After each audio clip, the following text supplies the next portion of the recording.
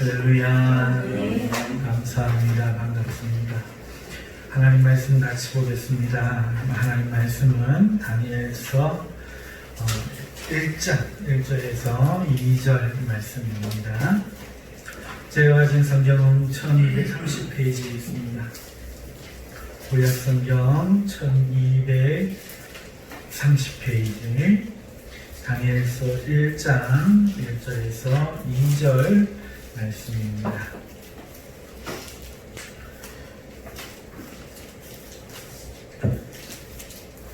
찾으셨으면 우리 함께 합독하시겠습니다. 다 같이 읽겠습니다. 유다 왕 여호야김이 다스린 지 3년이 되는 해에 바벨론 왕 느부갓네살이 예루살렘에 들어 성을 에워쌌더니 주께서 유다 왕 여호야김과 하나님의 전 그 을만을 그의 손에 넘기시매 그가 그것을 가지고 시날 땅 자리 신들의 신전에 가져다가 그 신들의 보물 창고에 두었더라. 아멘. 오늘 이 본문의 말씀을 가지고 하나님은 우리를 위해서라면 자존심도 굽히신다 하는 제목으로 말씀을 증거하도록 하겠습니다. 사랑하는 성도 여러분, 우리가 하나님을 많이 알면 좋겠습니다. 정말 날마다 하나님을 알미 더 깊어지고 또 그 하나님을 믿음이 더 굳어지고, 그래서 오늘 이 땅에서 마귀가 두려워하는 그러한 능력과 믿음의 사람들이 다 될 수 있기를 정말 소원합니다. 이 말씀을 통해서 그렇게 세워질 수 있기를 축복하며 말씀을 전하도록 하겠습니다. 사랑하는 성도님들, 우리 성도의 삶을 믿음의 삶이라고 합니다. 그런데 이 믿음의 삶이라는 것이 그렇게 간단한 말은 아닌 것 같습니다. 좋은 일도 있지만 그렇지 않을 때도 많아요. 승리하고 또 영광을 볼 때도 있지만 때로는 우리 삶에 이해할 수 없는 고난과 환난과 또 절망스러운 일들도 경험하게 됩니다. 하나님을 믿으면 좋은 일이 생겨야 되는데 좋은 일도 생기지만 그렇지 않을 때도 있어요. 저희 가정의 개인적인 일이긴 하지만 저희 할머님이 저희 가정에서는 처음 예수님을 믿으셨는데, 할머님이 이 예수님을 믿으실 때는 아직 일제시대였어요. 아직 일제시대 때 집은 선비 집안이니까 유교요, 민간에는 무교와 불교가 가득하고 또 우리 할머니 집도 그랬겠죠. 자, 그런데 시집을 간 그 집도 마찬가지였습니다. 그런데 거기에서 저희 할머님이 예수님을 처음 믿고 하나님의 은혜를 체험했습니다. 그런데 말이에요, 제가 이야기를 듣다 보니까 할머니가 예수님을 믿고 하나님이 축복만 주신 게 아니더라고요. 할머님이 예수님을 믿고 얼마 안 되었을 때 아들을 하나 잃었어요. 어린 아들을 하나 잃었어요. 이 참 가슴 아픈 일이죠. 예수님께 전인지 믿은 다음인지 제가 정확하게 구별을 되진 않지만 어렴풋하게 예수님 믿고 난 다음에 일 수도 있다 하는 생각이 들어요. 그리고 확실한 것은 예수님을 믿고 또 할아버지가 예수님을 믿게 되었어요. 그런데 할아버지가 예수님을 믿고 이제 믿은 지 한 6개월 뒤에 소천하셨어요. 그러니까 예수님을 믿고 나서 자식이 죽죠. 남편이 죽었습니다. 자, 그렇게 과부가 됐습니다. 그런데요, 할아버지만 믿었지 나머지 식구들이 믿지 않으니까 믿음이냐 이 장자의 그 재산이냐를 놓고 선택해야 됐습니다. 그래서 할머니는 예수님을 믿기 위해서 그 재산을 다 포기하고 이제 그 안동에서 서울로 홀로 자녀들 두 손을 붙잡고 보따리 하나 이고 논밭, 집 그 많은 재산 다 남겨두고 떠나야 했죠. 그리고도 과부가 돼서 참 서러운 세월 홀로 사셔야겠습니다.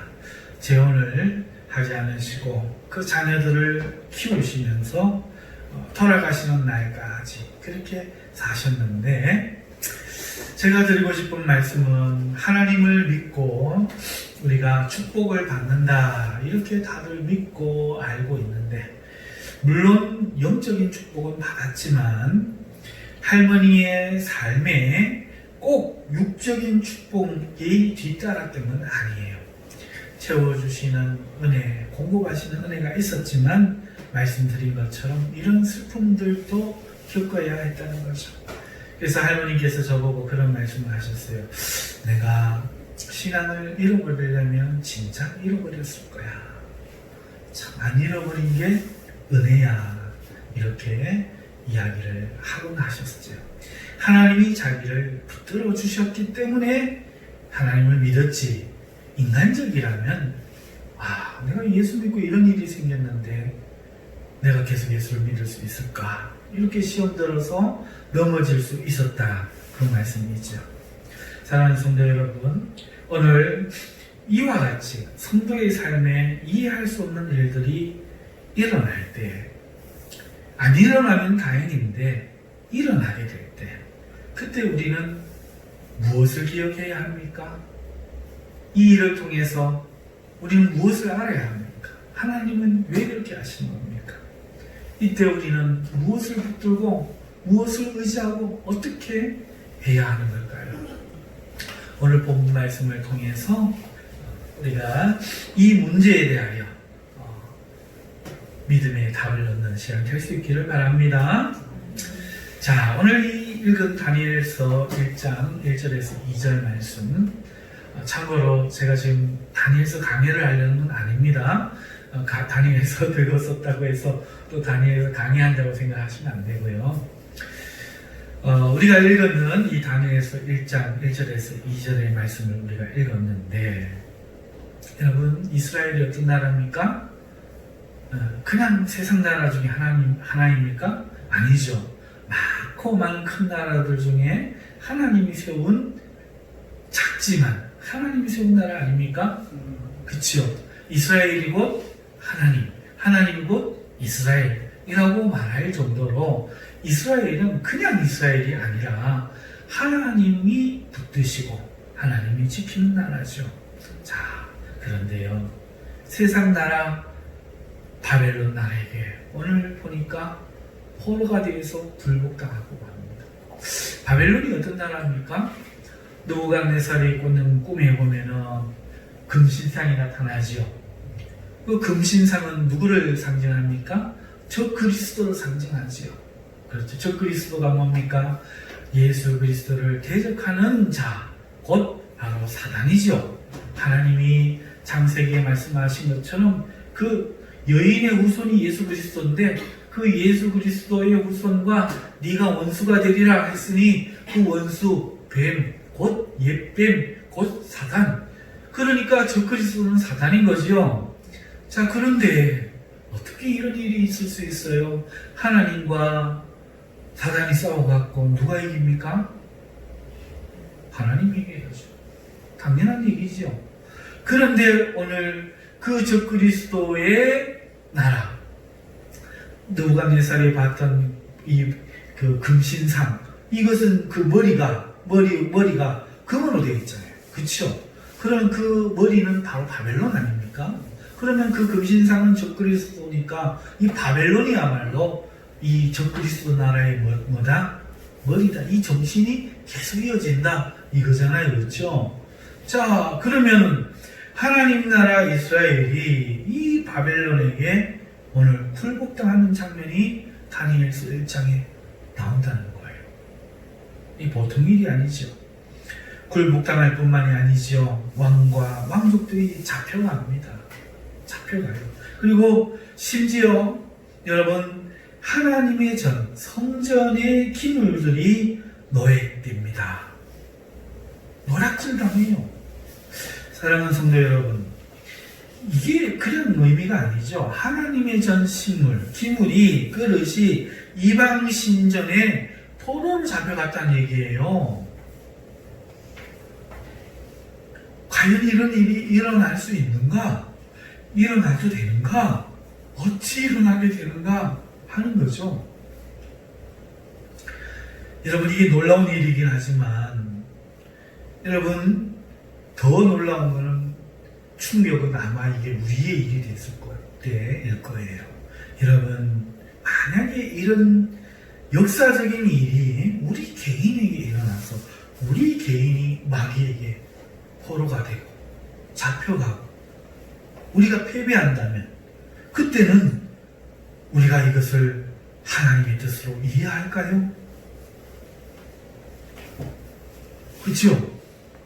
지금 답답한 상황이 뭡니까? 우리가 교회가 지금 예배를 드린다, 못 드린다, 뭐 찬양하지 마라, 또 신고하는 자에게는 포상금 준다. 우리가 얼마 전에 이런 그 이야기들을 들을 때에 얼마나 마음이 힘들었습니까? 그죠? 살아계신 하나님 어디 계시는가?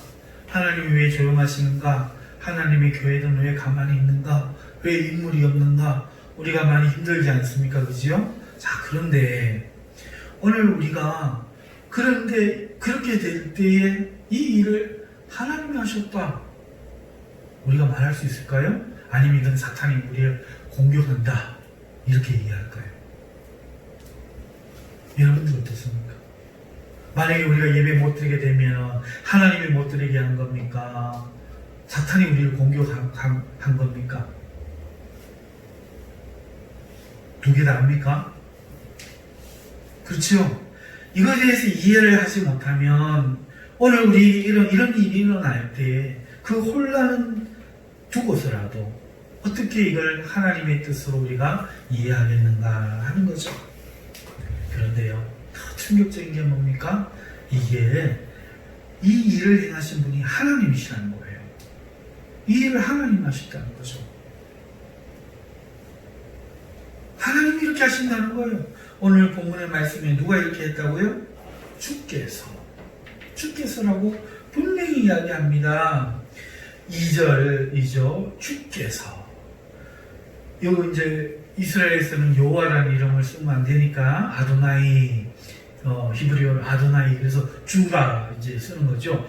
주께서, 다른 말로는 여호와께서 유다 왕 여호야긴과 하나님의 전 그릇 얼마를 적그리스도 바벨론 왕 사단의 손에 넘기셨다. 하나님이 포로되도록 신성모도 받도록 하나님이 이 일을 행하셨다. 이렇게 우리가 오늘 본문에서 보고 있지 않습니까? 오늘 우리가 예배를 못 드리게 될 때, 오늘 우리가 짓밟히게 될 때 누가 하는 걸까요? 만약에 우리가 이런 일은 안 일어나야 된다라고 생각한다면은 우리가 그런 일이 일어날 때에 오늘 우리는 어떻게 생각할까요? 자, 그래서 오늘 본문을 보면서 우리는 몇 가지 질문들이 생깁니다. 자, 사랑하는 성도 여러분, 이런 황당하고 참으로 어이없는 일이 생길 때에 우리가 갖게 되는 첫 번째 질문, 하나님 나라가 과연 패할 수 있는가 하는 거죠. 하나님 나라는 과연 패할 수 있는가? 여러분 어떠세요? 하나님 나라가 패할 수 있습니까? 하나님 나라는 패할 수 없다는 생각을 하잖아요. 왜냐하면 우리는 3단 논법적인 생각이 있어요. 왜, 어떤 생각이냐? 하나님은 이 세상에서 제일 강하다. 무적이다. 맞죠? 하나님은 무적이시다. 그러니 우리는 또 그 하나님을 섬긴다. 아멘. 그래서 우리는 피할 수 없다. 하나님은 무적이시다. 우리는 하나님을 섬긴다. 그러니 우리는 하나님이 돌보기 때문에 결코 패하지 않는다. 오늘 이스라엘 백성에게도 그 믿음이 있었단 말이죠. 그러니까 이거는 상상할 수 없는 일이에요. 그런데 그 믿음이 깨어지는 겁니다. 예레미야 시대 때도 그랬죠. 항복해라. 항복해라. 그러니까 백성들이 이 예레미야를 듣습니까? 안 듣습니까? 안 듣죠. 이사야 이야기를 듣습니까? 안 듣습니까? 안 듣죠. 왜? 우리에게 뭐가 있어요? 하나님의 성전이 있잖아요. 하나님의 법궤가 있잖아요.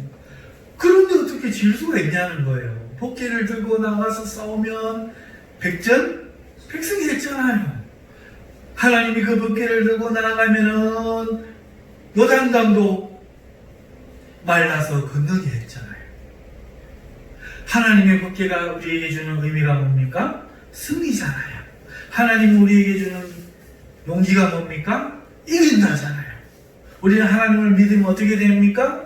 절망한답니까? 패한다입니까?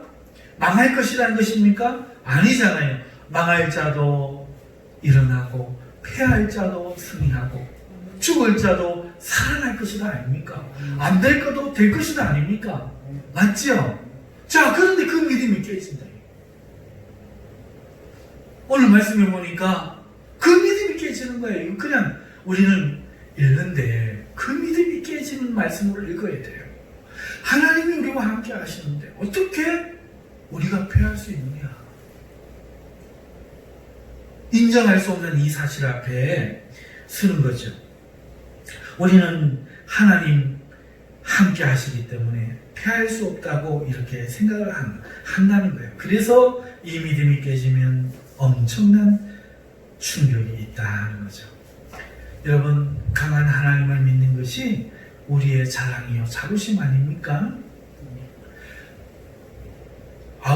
아버지가 힘이 세잖아요. 특히 힘센 아버지를 둔 애가 학교에 가서 누가 때렸습니다. 기가 죽습니까? 안 죽습니까?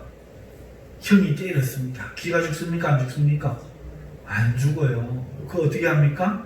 너 여기 딱 있어. 우리 아버지 불러올 거야. 이러고 집으로 쫓아가잖아요. 맞죠? 힘센 아버지를 두면 그런단 말이죠. 아버지가 약하고 힘이 없으면 그러지 못하지만은 아버지가 동네에서 제일 힘세다. 그 애는요, 어떤 형이 딱 때리면 딱 서 있어. 이씨, 우리 아버지 데리고 온다. 여러분, 우리의 자랑이 뭡니까? 우리의 자부심이 뭡니까? 마귀가 우리 공격할 때 담대하면 너 이씨 닦고 있어. 우리 아버지 데리고 올 거야. 우리 아버지가 하나님이야. 이거 아닙니까? 그런데요, 그 마귀가 그럽니다. 너그 아버지가 좀 때리라 하던데. 거짓말 하지 마라. 우리 아버지는 안 간다. 요 아버지 글 써주는 거 보여줄까? 혹은 이렇게 내밀면 그 아이의 그 충격이 어떻겠어요? 오늘 본문의 말씀에 주께서 넘기셨다. 이게 과연 보통 일이냐 이거죠? 이 충격이. 여러분, 우리는 다 힘센 우리 하나님 때문에 용기를 얻는 사람들 아닙니까? 하나님이 그 센 힘으로 우리를 도와주실 것이기 때문에 우리 하나님이 무능하고 무지하지 않으시기 때문에 우리는 가장 세상에서 지혜롭고 완전하신 하나님을 섬기고 있기 때문에 우리의 믿음이 자부심을 가질 수 있는 거죠. 아멘. 자, 그런데 오늘 이것을 생각할 때 이 다니엘 시대에 이스라엘 백성과 다니엘 심정이 얼마나 참담했을까? 얼마나 참담했을까? 그죠? 생각해보면 이해가 가죠. 뿐만 아니라 오늘 이런 일이 성도 개인에게도 일어난다는 거예요. 아까 할머니 이야기 잠깐 드렸지만 예수님 믿고 이해 못할 일들이 생기신 분들 계시죠? 자, 그런데요, 여러분, 이제 이 주제를 좀 이야기합시다. 여러분, 이 주제가 하루 이틀의 일이 아니에요. 이 주제는 아주 오래된 주제고, 그리고 신앙이 존재한 모든 곳에 이 주제가 존재했습니다. 가장 오래는 아마 아벨일 거예요. 여러분, 성경의 히브리서에서 최초로 믿음을 가진 사람이 누구로 나오죠? 네? 아벨 아닙니까? 아벨은 뭘로 제사를 드렸다? 믿음으로 하나님께 제물을 드렸다, 제사를 드렸다 이렇게. 그러면 가장 최초의 믿음의 사람은 누구죠? 아벨입니다. 그런데 결과는 뭐죠?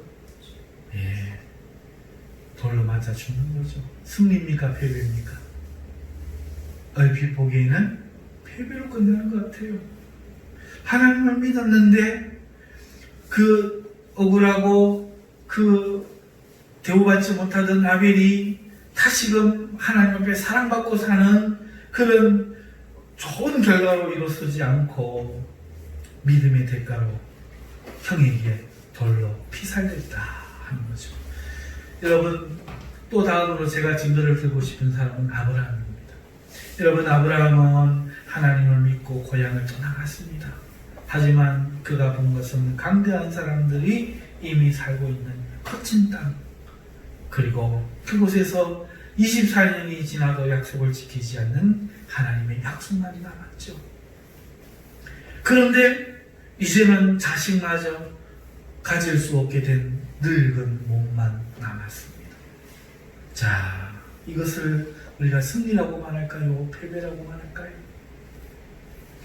하나님이 이렇게 아벨에게도 아브라함에게도 이런 역사가 있다는 거죠. 결론을 빼고 이야기하면 그렇다는 거예요. 그리고 성경 안에는 무수히 많은 이런 동일한 시련을 겪은 성도들의 이야기가 등장합니다. 그리고 오늘 본문의 이 다니엘과 이 시대의 사람들에게도 그 일이 나타난 것이죠. 그리고 이 주제는 오늘 이 자리에 나온 성도들에게도 말씀은 안 하시지만 분명히 있을 겁니다. 왜 내게 승리의 모습이 보이지 않고 패배와 절망과 고통의 모습이 보이는가? 하나님이 함께 하신다면 생길 것 같지 않은 이런 현실의 어둠과 아픔을 우리가 가지고 살면서 우리는 이것이 자신의 믿음 때문인지 하나님의 사랑의 유무 때문인지 고민하게 되는 거죠. 하나님 나 사랑하는 거 맞아? 이렇게 말이죠. 한 책을 소개합니다. 이 책은 하나님의 도성이라는 책입니다. 이 책은 어거스틴이 지은 책이지요. 이 책이 지어진 때는 로마가 기독교화되고 난 다음, 곧 온 나라가 기독교가 되고 난 다음에 일어난 일 때문에 지어졌습니다. 기독교인들을 핍박했던 그 로마라는 나라가 결국 기독교로 정복이 돼요. 복음으로 정복이 돼서 기독교 나라가 되고 맙니다. 왕과 온 신하들이 예수님을 믿는 사람들이 다스리는 신정국가가 된 거예요. 기적이죠. 그 누구라도 하나님을 믿지 않고는 이 로마라는 도성에 살 수 없는 그런 나라가 된 겁니다. 종교와 정치가 통일된 그런 나라가 된 거죠. 하나님을 믿는 사람들이 마침내 승리한 겁니다. 아멘? 자, 그런데 그때에 그 로마가 하나님을 모르는 야만족들에게 침략을 당합니다. 그리고는 처절하게 패배해요. 하나님 나라가 됐는데 야만족이 들어와서 그걸 비웃기라도 하듯이 두들겨 부수는 겁니다. 이로 인해서 로마에 살고 있는 성도들이 참으로 당황을 하게 됩니다. 그리고 충격에 빠집니다. 믿음은 세상에서 가장 강한 나라라는 로마마저 꺾는 것이라고 알았던 이 로마 성도들에게 하나님을 믿는 사람들의 이 믿음이 야만족에게 피해서 하루아침에 꺾여버린 거예요. 그래서 흔들리는 그 로마 성도들을 위해서 어거스틴이 이 책을 대답으로 쓴 것이 바로 하나님의 도성입니다. 자, 성경에 이런 역사가 나오고 하나님의 도성이라는 이 책이 등장을 했다는 이것만 봐도, 또 오늘 우리의 삶만 봐도, 여러분 오늘 이 주제가 엄청나게 우리에게 충격적인 것은 맞지만 성도들에게 결코 새롭거나 놀라운 주제가 아니라는 겁니다. 하나님 나라가 패배한다는 거예요.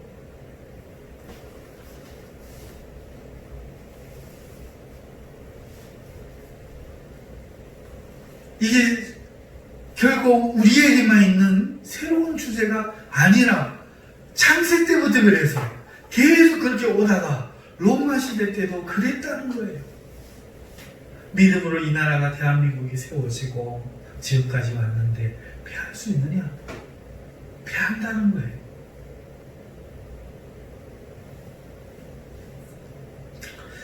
놀랍게도 이 주제는 성도라면 누구라도 한 번은 거치게 되는 일반적인 주제라는 사실이 우리가 알아야 될 첫 번째 내용입니다.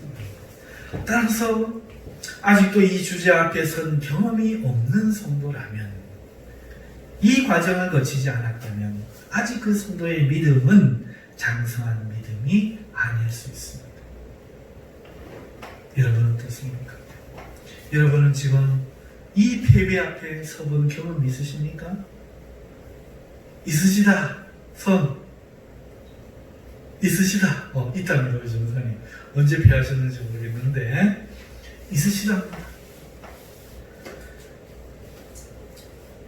그러나 성도 여러분, 이 주제는요, 우리가 잘 받아들여야 돼요. 결코 없어야 될 일이 내게 있는 게 아니라 이것은 필수적인 거라는 거죠. 마치 상급반에 올라가기 위해서 우리는 시험을 통과해야 되잖아요. 바로 그 필수 과목과 같다는 거예요. 이 주제를 거쳐야 고급반이 될 수 있어요. 믿음의 길에 들어서서 기초반을 이수한 성도는 반드시 이 시험을 통과해야만 믿음의 상급반으로 진학이 되는 겁니다. 다른 말로 하면 이 주제는 마치 성인식과도 같아요. 성령식과 같은 거죠. 이 주제를 거친 사람은요, 결코 패배를 두려워하지 않는 성인이 되는 겁니다. 따라서 이 과목에 학점을 따지 않고는 상급반으로 갈 수 없고, 이 믿음의 성인식을 거치지 않고는 싸움에 이기는 성인이 될 수가 없는 거죠. 비록 현실의 충격이 큰 이 주제는 오늘 우리가 직시하고 치러야 할 시험이라는 사실을 먼저 바로 아는 성도가 되어야 합니다. 다니엘과 이스라엘 백성이 오늘 하나님 앞에 이 하나님의 나라에 있면서도 겪을 수 없을 것 같은 이 사실을 겪음에 있어서 그것이 필수적이었던 것처럼 오늘 우리에게도 우리 삶에 패배하는 일이 반드시 있다는 거예요. 자, 그렇다면은 오늘 우리가 이제 두 번째 질문. 그러면 하나님은 왜 패하게 하신가? 왜 패하게 하신가 하는 거예요. 오늘 주님께서 패하게 하셨다고 분명히 기록될 수 있어요. 기록되고 있습니다. 자, 우리가 이러한 환난을 보통 이렇게 생각하죠. 우리가 죄를 지었기 때문에 하나님이 우리를 넘기셨다. 책망하셨다. 그렇죠? 오늘 본문에도 이스라엘 백성이 하나님을 경배하지 않고 우상 숭배했기 때문에 그 죄 때문에 넘겨진 게 맞습니다. 오늘 본문에서 말이죠. 자, 그러나 여러분 아까 이야기한 것처럼 우리 성도들의 필수적인 학습 과정이라면, 하나님이 겪게 하신다면 이 패배는 우리의 죄와는 상관이 없다는 거예요. 그렇죠? 이 말의 의미는 믿음이 성숙한 성도라도 특별히 하나님께 지은 죄가 없이도 환난을 당하는 일이 있다는 거예요. 그래서 오늘 이 시험을 받고 있는 성도들은 용기를 내야 돼요. 자, 왜 우리가 이런 패배를, 하나님 나라가 패할 수 없는데도 패배를 경험하는가? 그 이유는 첫 번째는 우리가 하나님을 경배하지 않고 우리가 우상을 숭배하면서 우리가 죄를 짓기 때문에 그렇다는 거예요. 두 번째는 오늘 우리로 하여금 학년 더 믿음의 진급을 위해서, 어린 믿음에서 성숙한 믿음으로 가게 하기 위해서 하나님이 이것을 이용하여 인도한다 하는 것입니다. 아멘. 자, 여러분, 말씀이 좀 어렵게 진행된 것 같아서 죄송해요. 좀 쉽게 이야기하면 하나님은 피할 수 없는 분인데 때때로 하나님은 우리를 스스로 그렇게 넘겨주시는데, 그래서 우리로 하여금 일단 회개케 하고, 또 회개케 할 뿐만 아니라 오늘 우리를 한 단계 성숙한 하나님 기뻐하시는 믿음의 사람으로 만들기 위하여 때로는 이 일을 하신다 하는 거죠. 자, 그러나 이해가 되지 않는 한 가지가 있죠, 우리에게. 그럼에도 이해가 되지 않는 게 있어요. 그거는 뭐냐? 하나님은 패해도 괜찮으신가 하는 질문이죠.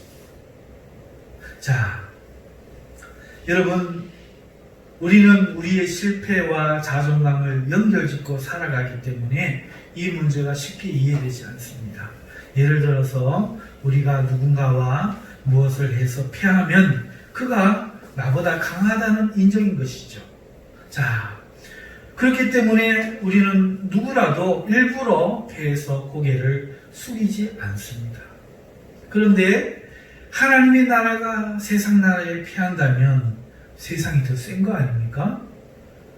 이 질문이 우리를 혼란스럽게 하는 거예요.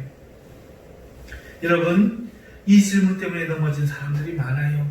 바로 가나안 땅에 살던 이스라엘 백성들이 그랬어요. 그들이 왜 이방신을 섬겼습니까? 이유가 무엇입니까? 하나님을 섬기는 사람들보다 이방신을 섬기는 사람들이 더 잘 되는 것 같아 보여서 그러지 않았겠어요? 그들은 세상 신이 주는 신이 더 하나님보다 풍요를 주는 것 같아서 넘어가는 거죠. 여러분, 오늘 현실을 보십시오. 교회에 열심히고 기도를 많이 하는 사람들이 잘 삽니까? 아니면 적당하게 균형을 맞추고 세상적인 방식을 거부하지 않고 세상에 열심인 사람들이 더 잘 삽니까?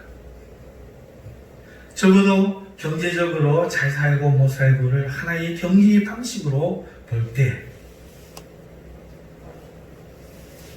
신앙에만 열심인 사람들이 그런 사람들보다, 세상 사람들보다 못 산다면 이것을 일종의 패배로 느끼지 않겠습니까? 오늘 성도들에게 이러한 패배의식이 없다고 보십니까? 그러한 이유로 가나안의 이스라엘 백성들이 이방신을 섬긴 거고, 오늘 우리 사회에도 썬데이 크리스찬으로 살아가는 사람들이 있는 것입니다. 자, 사랑하는 성도 여러분, 어찌됐든지 간에 우리나라 축구 대표팀이 저기 나가서 일본 축구 대표팀하고 축구해갖고 지면 우리가 어떻게 하죠? 우리가 진 거지요.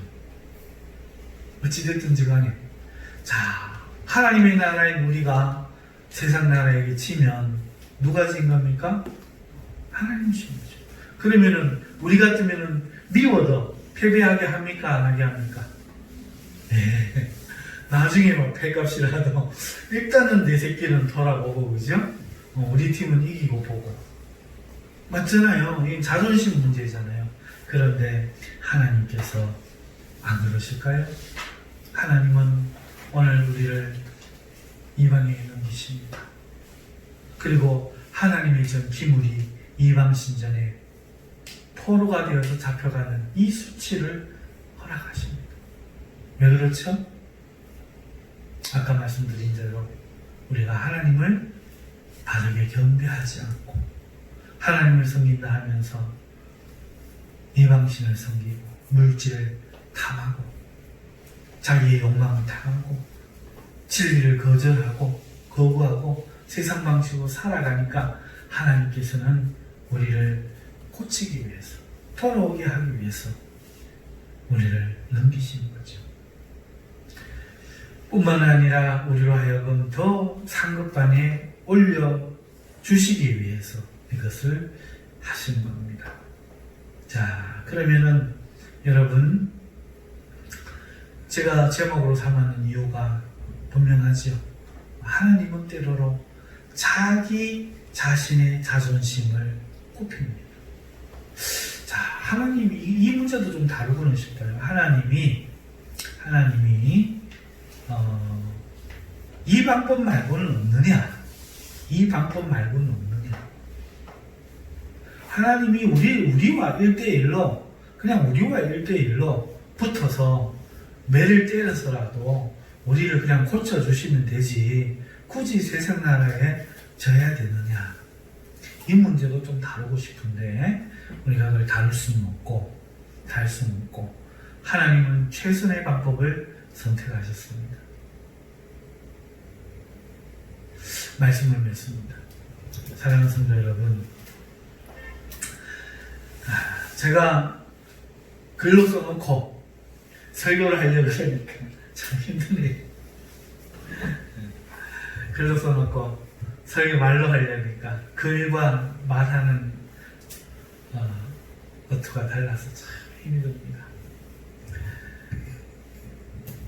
오늘 우리가 살다 보면은 우리 할머니처럼, 그리고 또 이 중에는 그런 슬픔을 겪으신 분도 있을 테지만, 때로 하나님 나라가 패배하는 말이 안 될 것 같은 이야기가 우리에게 발생을 한다는 거예요. 발생하는 이유가 뭔가? 대부분 그렇지만, 안 그런 사람도 있어요. 대부분 그렇지만 오늘 우리 마음이 하나님께로 향해 있지 못하다는 거예요. 세상을 향해 있다는 거죠. 아닌 것 같아도. 이스라엘 백성이 가나안에 살면서 이방신을 섬기는 사람이 더 잘 사는 것 같거든. 그래서 이방신을 섬긴 것처럼 오늘 우리도 그러한 이유로 하나님께 열심을 내고 우리의 온 마음을 하나님께 드리는 것이 아니라 슬그머니 담 넘어 옆집 쳐다보는 것처럼 그렇게 세상 사람들을 부러워하면서 이미 우리 마음에 음란한 마음이 발동해서 우상을 쫓고 있다는 거예요.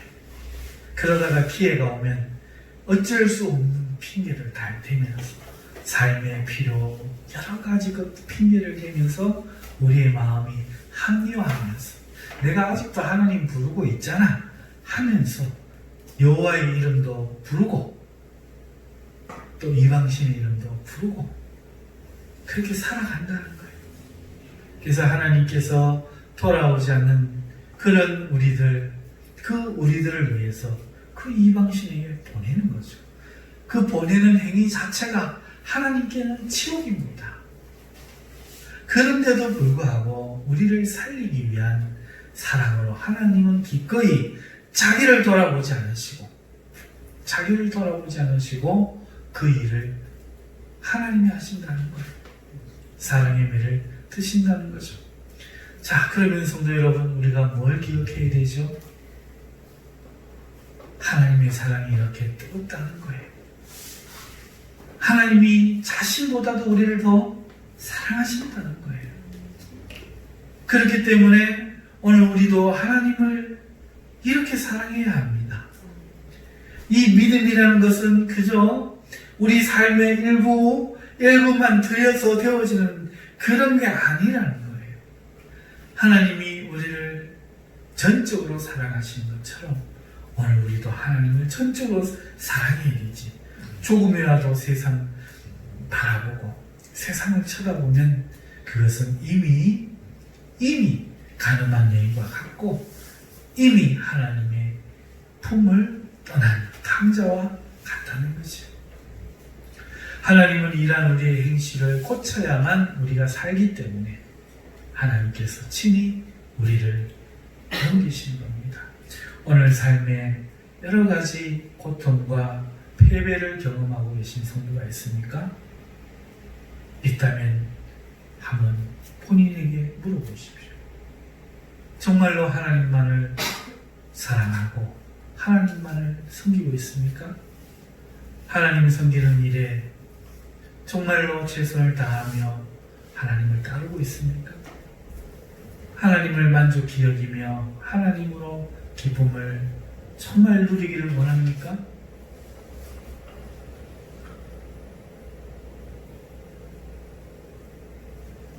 아니라 믿음의 싸움을 잘하고 계신 성도님들, 여러분들에게도 묻습니다. 여러분, 오늘 우리의 마음속에 만약에 이런 일이 온다면 이것을 주님을 위해서 기꺼이 환영할 수 있습니까?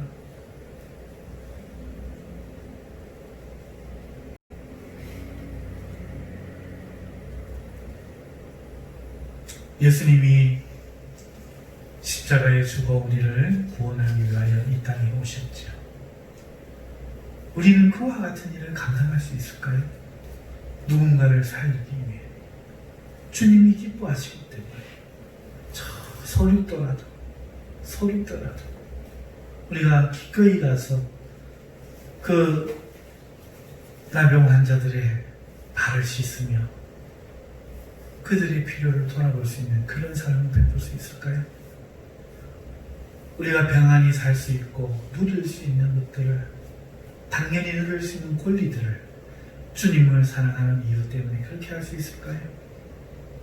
저희 할머니 이야기를 처음에 드렸지만 여러분이시라면 예수님을 믿고 모든 재산을 내려놓고 떠나야 되는 상황이 왔을 때 과연 그렇게 하실 수 있을까요?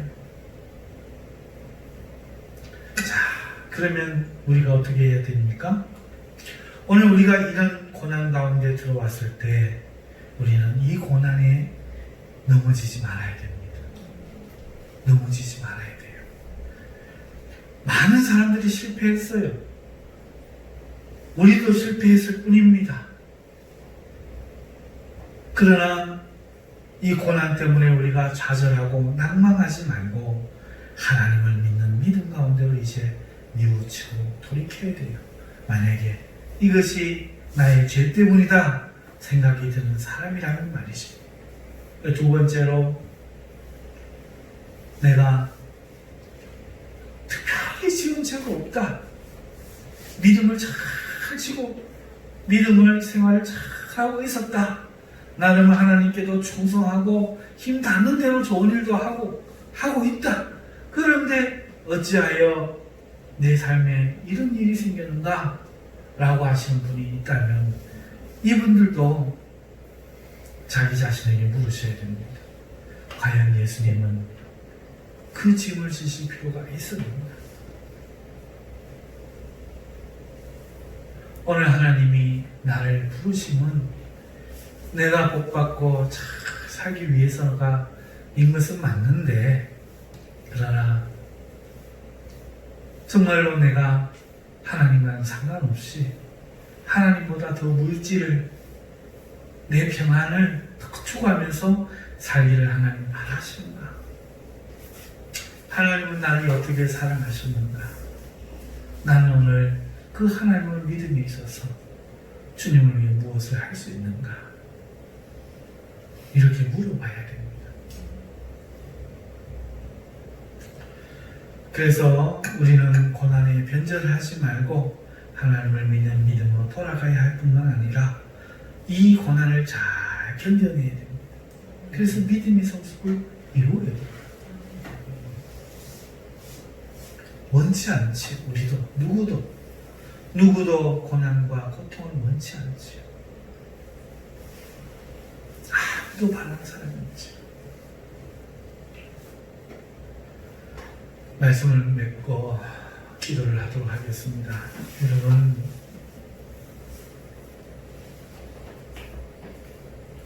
아직 이 주제가 우리의 주제가 아닌지 몰라도 아직 제가 이 주제로 여러분 앞에 말씀을 전할 만한 실력이 안 되는지 몰라도 오늘 왠지 참 힘겹네요. 사랑하는 성도 여러분, 이것이 우리의 싸움이잖아요. 이게 우리의 싸움이잖아요. 정말로 내가 주님을 사랑하는가? 믿음이 있다고 생각하든, 오늘 내가 넘어져서 이런 시련을 겪는다고 생각하든, 어쨌든지 간에 주님만이 우리 삶의 전부인, 그러한 우리의 믿음이 될 수 있기를 주님의 이름으로 축원합니다. 우리 88장 찬송